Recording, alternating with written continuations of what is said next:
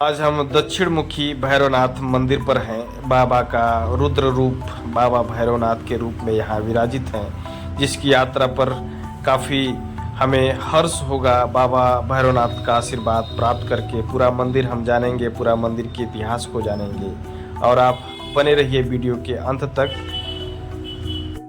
बाबा भैरवनाथ के मंदिर के पहले ढेर सारी दुकानें हैं जो फूलों से और कपड़ों से सजी हुई है, बच्चों के खिलौनों से सजी हुई है और सुंदरता और बढ़ाती है मंदिर प्रांगण की। मंदिर के चारों तरफ की खूबसूरती मंदिर के खूबसूरती को और चार चांद लगाती हैं। मंदिर के बाहर ये ढेर सारी दुकानें इस बात का प्रमाण देती हैं कि यहाँ पर श्रद्धालुओं की संख्या कितनी आती जाती रहती है। हजारों की संख्या में हर रोज श्रद्धालु यहाँ पर दर्शन करने के लिए बाबा भैरवनाथ का आते रहते हैं और बाबा से आशीर्वाद प्राप्त कर अपनी मनोकामनाएं पूरी करने के लिए लौटते हैं।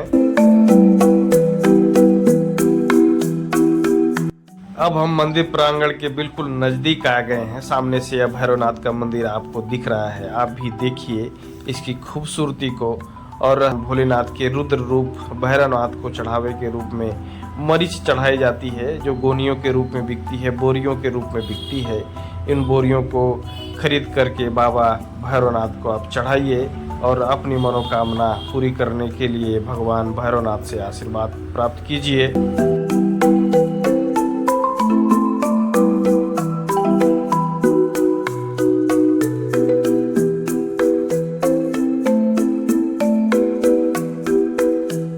श्रद्धा और आस्था की दृष्टि से महाराजगंज भैरव बाबा के अस्तित्व के कारण माना जाता है। यह मंदिर 50 किलोमीटर की परिधि में श्रद्धालुओं को दर्शन के लिए अपनी ओर आकर्षित करता है।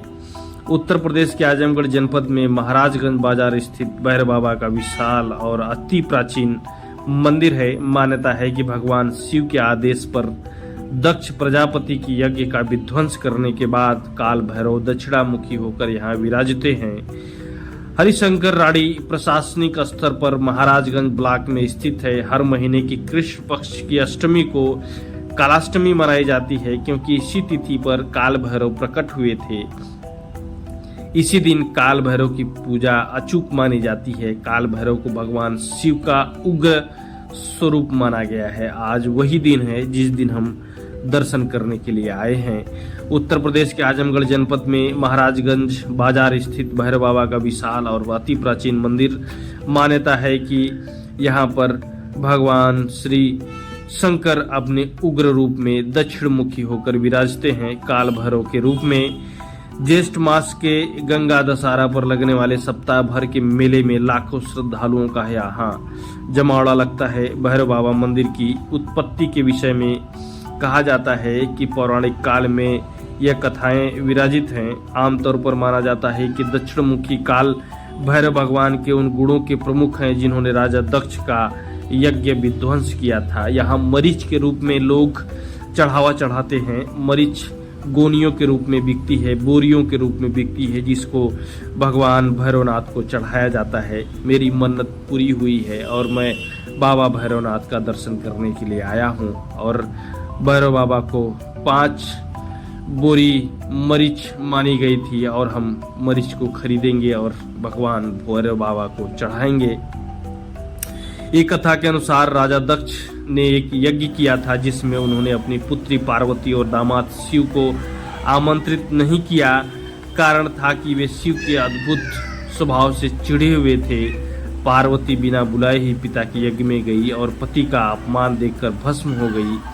तब भगवान शिव ने भयंकर क्रोध किया और काल भैरव को आदेश दिया कि राजा दक्ष का यज्ञ विध्वंस कर दे। यज्ञ विध्वंस के बाद काल भैरव दक्षिणामुखी होकर यहीं बैठ गए। तब से स्थान भैरव बाबा के मंदिर के रूप में प्रसिद्ध है। पौराणिक प्रमाणों के आधार पर राजा दक्ष का यज्ञ हरिद्वार में गंगा घाट पर कनखल में हुआ था। राजा दक्ष हिमालय हिमाचल के राजा थे, इसलिए हरिद्वार में यज्ञ का तथ्य मजबूत दिखता है। परंतु संदेह इसमें भी है कि अब काल भैरव स्थान पर भी एक यज्ञ हुआ था, इसके भी प्रमाण हैं। यह स्थल भी छोटी सरयू नदी के किनारे है। कभी सरयू नदी यहाँ से गुजरती थी। लगभग 40 वर्ष पहले यहाँ सैकड़ों कुएं थे, जिनमें कई का व्यास 4-5 फीट तक रहा था। स्थानीय बुजुर्गों के मुताबिक उनके बचपन में यहाँ 200 से कम कुएं नहीं थे।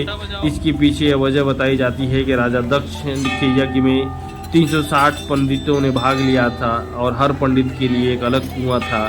दूसरा प्रमाण यह दिया जाता है कि मंदिर परिसर में एक हवन कुंड है जिसमें विधि पूर्वक कितनी भी आहुति दी जाए यह कभी भरता नहीं है, कारण कि यह हवन कुंड में पार्वती कूदकर भस्म हुई थी। आज भी इस हवन कुंड में श्रद्धालु हवन कराते रहते हैं। इसकी पूर्णता की सच्चाई पर दावे से कुछ नहीं कर सकते हम, लेकिन ऐसी पौराणिक मान्यता है यहाँ के ग्रामीणों की। और यहाँ के इतिहास के बारे में अगर आप जानेंगे तो महाराजगंज स्थित भैरव बाबा मंदिर में ग्रामीण और सांस्कृतिक धार्मिक पर्यटन भी अपार संभावनाएं छुपी हुई हैं। यहाँ सैलानियों और श्रद्धालुओं के ठहरने के लिए कोई सरकारी या निजी होटल, लॉज या धर्मशाला तो नहीं है। स्थानीय लोग इसे धार्मिक केंद्र के रूप में विकसित करने के लिए सरकार से लगातार अपनी मांग पहुंचाते रहते हैं। सरकार की तरफ से भी योगदान आता रहता है, लेकिन उतना नहीं जितना लोगों की मांग है।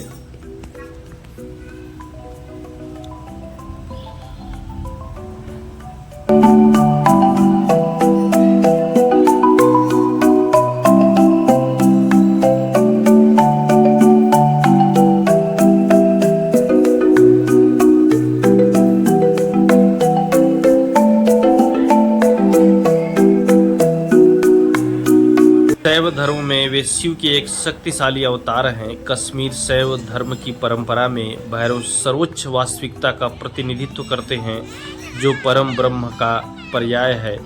भगवान काल भैरव को काले तिल, उड़द और सरसों का तेल का दीपक अर्पित करना चाहिए। साथ ही मंत्रों के जाप के साथ ही उनकी विधिवत पूजा करने से वह प्रसन्न होते हैं और उनकी कृपा प्राप्त होती है। काल भैरव अष्टमी के दिन घर में काल भैरव यंत्र की स्थापना कर उनकी रोज पूजा करें। काल भैरव की पूजा के लिए ओम काल भैरवाय नमः मंत्र का जाप करें, जिससे भगवान काल भैरव प्रसन्न होंगे और सभी मनोकामनाएं पूरी करते हैं।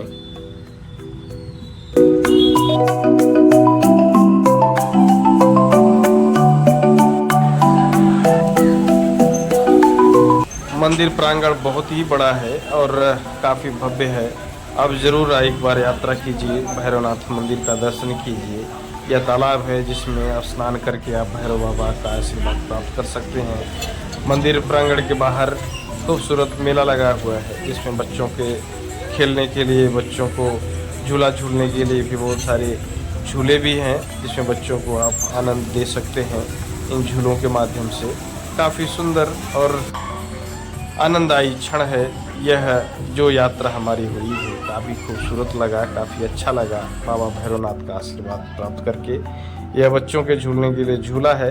बच्चों को झूला ज़रूर झुलाइएगा, कि बच्चे बड़े खुश होते हैं जब मम्मी पापा उनके झूला झुलाते हैं। तो इस तरह से हमारी भैरवनाथ की यात्रा पूरी हुई। वीडियो कैसा लगा ज़रूर बताइएगा। मिलते हैं एक नए वीडियो में। धन्यवाद।